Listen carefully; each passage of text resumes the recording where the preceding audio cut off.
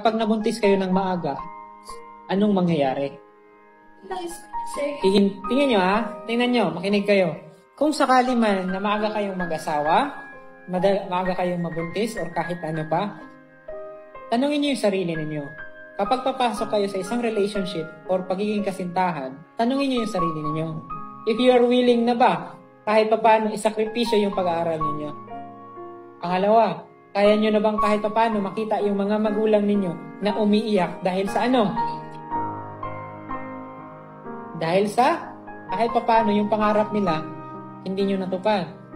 Pangatlo, willing ba kayo na hanggang buhay, nasa bahay lang kayo, nag-aalaga ng bata, na kahit piso walang pera, na kapag bibili ng sabon, kailangan pang tumawag sa asawa?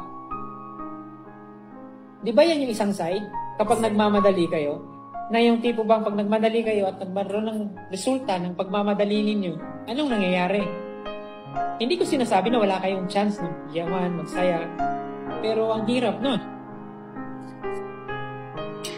So what if ganito? Sa halip na magkaroon kayo ng kasintahan ngayon, i-focus nyo yung sarili ninyo sa sarili ninyo.